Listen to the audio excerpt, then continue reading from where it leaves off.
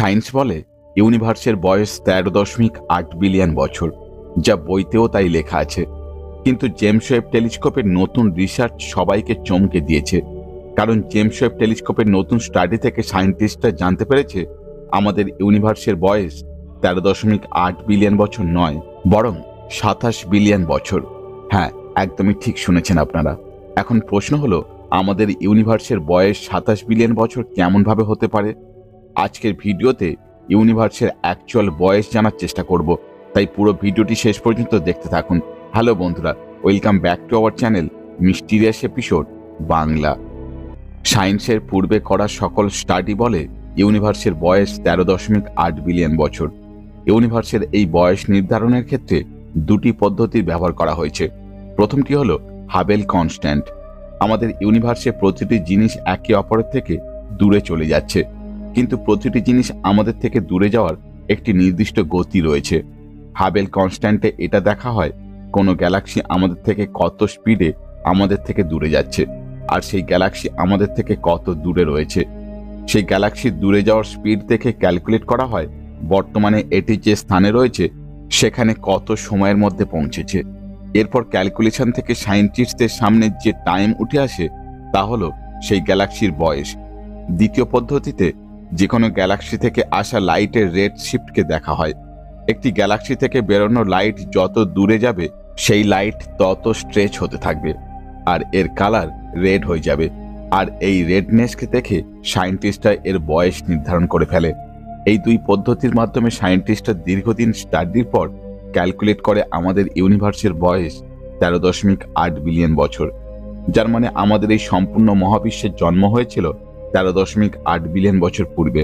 এই স্টাডি অনুসারে 2000 সালে এমন এক স্টার ডিসকভার হয়েছিল যার বয়স প্রতিটি সায়েন্টিস্টকেই অবাক করে দিয়েছিল।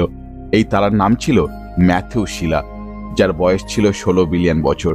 আর এটি ইউনিভার্সে খুঁজে পাওয়া একমাত্র তারা ছিল যার বয়স 13.8 বিলিয়ন বছরের চেয়েও অনেক বেশি ছিল। এই জন্য বহু সায়েন্টিস্টই বলেন এটা ক্যালকুলেশনের ভুল হতে পারে, যার জন্য সকলেই এই তারার বয়স ইগনোর করেন। এরপর জেমস ওয়েব টেলিস্কোপকে লঞ্চ করা হয়, যে ইউনিভার্সের এমন সব ডিসকভারি করে যা প্রতিটি সায়েন্টিস্টকে চিন্তায় ফেলে দিয়েছিল। কারণ জেমস ওয়েব পূর্বের সকল রিসার্চ এবং স্টাডিকে মিথ্যে প্রমাণ করতে শুরু করে। JWST এমন এক গ্যালাক্সি ডিসকভার করে যা বিগ ব্যাং হওয়ার মাত্র 300 থেকে 400 মিলিয়ন বছরের মধ্যে তৈরি হয়ে গিয়েছিল। এই ডিসকভারি সায়েন্টিস্টদের চিন্তায় ফেলে, কারণ সায়েন্টিস্টদের মতে সেই সময় ইউনিভার্সে এত বেশি গরম ছিল যে সেখানে কোনো স্টার বা গ্যালাক্সি তৈরি হতে পারে না। তাদের মতে প্রথম গ্যালাক্সি বিগ ব্যাং এর 1.2 বিলিয়ন বছর পর তৈরি হয়েছিল। কিন্তু জেমস ওয়েবের এই ডিসকভারি পুরো সায়েন্স কমিউনিটিকে অবাক করে দেয়। এছাড়াও ইউনিভার্সে এমন বহু মিস্ট্রি রয়েছে যা ইউনিভার্সের বর্তমান বয়সের উপর প্রশ্নচিহ্ন তোলে। বহু সায়েন্টিস্টরা বলেন এখনো পর্যন্ত হওয়া সায়েন্টিফিক রিসার্চ এবং অবজারভেশনের ভিত্তিতে আমরা ইউনিভার্সের বয়স 13.8 বিলিয়ন বছর ক্যালকুলেট করলেও আমাদের ইউনিভার্স এত বেশি কমপ্লেক্স এবং বড় যে হয়তো আমাদের ইউনিভার্সের বয়স এর থেকেও অনেক বেশি হতে পারে। তাই জন্য ইউনিভার্সিটি অফ ওটারার সায়েন্টিস্টরা কিছু আলাদা মেথডস এবং ক্যালকুলেশনের সাহায্যে ইউনিভার্সের বয়স ক্যালকুলেট করার চেষ্টা করে, যাদের মতে আমাদের ইউনিভার্সের বয়স 13.8 বিলিয়ন বছর নয়, বরং এর থেকে দুগুণ বেশি, 26.7 বিলিয়ন বছর। তাদের এই রিপোর্ট পুরো সায়েন্স মহলকেই চমকে দিয়েছিল। সায়েন্টিস্টদের মতে সবচেয়ে বড় সমস্যা হলো যে কোনো গ্যালাক্সি থেকে আসা রেড শিফট লাইটকে অবজার্ভ করা। এই সায়েন্টিস্টদের মতে কোনো গ্যালাক্সির লাইট রেড দেখানোর কারণ শুধুমাত্র আমাদের থেকে দূরে যাওয়ার জন্য নয়, বরং এটা এই জন্য রেড দেখাতে পারে কারণ সেই গ্যালাক্সি থেকে আসা লাইট স্পেসের এমন সব এরিয়ার মধ্য দিয়ে পাস করে যেখানে ম্যাটার এবং পার্টিকেলস বেশি থাকে। এদের সাথে হিট করে এই লাইট রেড হয়ে যেতে পারে। এই কনসেপ্টকে প্রথমবার সাল 1921-এ ফ্রিটজ জুইকি পেশ করেছিলেন। এই কনসেপ্টের উপর ভিত্তি করে সায়েন্টিস্টরা বলেন অনেক সময় কাছে থাকা গ্যালাক্সিও অনেক বেশি রেড দেখায়, যা দেখে আমরা মানতে শুরু করে দিই এই গ্যালাক্সি বহু বিলিয়ন বছরের প্রাচীন আর আমাদের থেকে অনেক দূরে রয়েছে। বরং এই গ্যালাক্সি থেকে বেরোনো লাইট ম্যাটারের সাথে হিট করে রেড হয়ে গেছে। আমাদের এই ইউনিভার্সে এমন কিছু গ্যালাক্সি রয়েছে যাদের লাইট রেড হতে হতে একেবারে গায়েব হয়ে যায়, যাদেরকে আর একদমই দেখা যায় না। বহু সায়েন্টিস্ট মনে করেন যে ভ্যালুকে আমরা কনস্ট্যান্ট মনে করি, অর্থাৎ হাবেল কনস্ট্যান্ট বা কনস্ট্যান্ট অফ সি, আসলে ওটা কনস্ট্যান্ট নয়, বরং ভ্যারিয়েবল। অর্থাৎ এই কনস্ট্যান্টের ভ্যালু সেম থাকবে না, বরং সিচুয়েশন পরিবর্তনের সাথে চেঞ্জ হতে থাকে, যার জন্য ইউনিভার্সে প্রতিটি জিনিসের স্পিড কম বেশি হতে থাকে। যেমন বর্তমানে লাইটের যে স্পিড রয়েছে তা হয়তো ভবিষ্যতে আর বেশি হয়ে যাবে বা স্লো হয়ে যাবে। অর্থাৎ সময়ের সাথে প্রতিটি জিনিসের স্পিড কম বেশি হতে থাকে।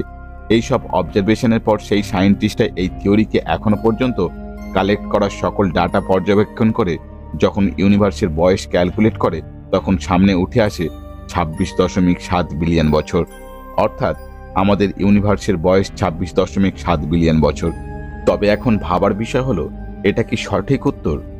আপনাদের বলে দিই, যে থিওরির ওপর এই সায়েন্টিস্টরা ইউনিভার্সের বয়স নির্ধারণ করেছিল আগে, তাকে সায়েন্স মহল ভুল প্রমাণ করে দিয়েছে। এই থিওরির মতে ইউনিভার্সের শেষ সীমানা ফাইন্ড করা ইম্পসিবল। এছাড়া যে ডাটা থেকে ইউনিভার্সের বয়স ক্যালকুলেট করা হয়েছিল সেই ডাটাও ইনকমপ্লিট ছিল। অর্থাৎ এখনো পর্যন্ত ইউনিভার্সের সবচেয়ে দূরের যে অংশ সায়েন্টিস্টরা দেখতে পেয়েছে তা পুরো ইউনিভার্সের মাত্র 0.0001% অংশ। বাকি অংশ কত বড় রয়েছে তা সম্পর্কে আমরা কেউ কিছুই জানি না। এই জন্য যে ডাটার সাহায্যে ইউনিভার্সের বয়স ক্যালকুলেট করা হয়েছিল তাই ইনকমপ্লিট, যার জন্য কোনো সঠিক উত্তর দেওয়া খুব মুশকিল। কিন্তু জেমস ওয়েব স্পেস টেলিস্কোপের যে ডিসকভারি রয়েছে তা পুরো সায়েন্স কমিউনিটিতে চমকে দিয়েছিল। তাই যদি সায়েন্টিস্টরা ইউনিভার্সের সঠিক বয়স নির্ধারণ করতে চায়, তাহলে আরও একবার জেমস ওয়েব টেলিস্কোপের মাধ্যমে পুনরায় ইউনিভার্সকে স্টাডি করতে হবে। আর তারপর হয়তো সায়েন্টিস্টরা ইউনিভার্সের সঠিক বয়স জানতে পারবে।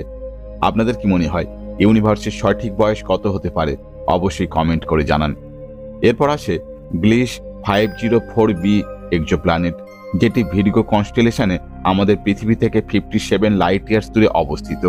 এই গ্রহ তারা থেকে জুপিটার এবং সূর্যের দূরত্বের থেকেও বেশি দূরে রয়েছে।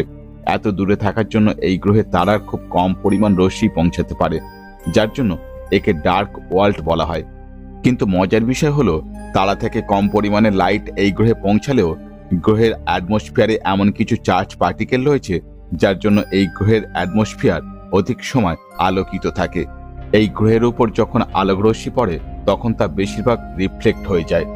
এই গ্রহের সারফেস দেখলে মনে হবে আপনি কোনো স্টার দেখছেন। এই ধরনের গ্রহ সায়েন্টিস্টরা এর পূর্বে কখনো দেখেনি। এরপর আসে GJ1214b এক্সোপ্ল্যানেট। এই গ্রহটি পৃথিবী থেকে 42 লাইট ইয়ার্স দূরে অবস্থিত। সায়েন্টিস্টরা দীর্ঘদিন ধরে আমাদের সোলার সিস্টেমের বাইরে অন্য গ্রহে জল খোঁজার চেষ্টা করছে, কিন্তু এই গ্রহে অনেক বড় সমুদ্র রয়েছে। এই গ্রহের সাইজ আমাদের পৃথিবীর থেকে 3 গুণ বড়। এখানকার জলের পরিমাণ টোটাল ম্যাসের 10%, যা পৃথিবীর থেকে অনেক গুণ বেশি।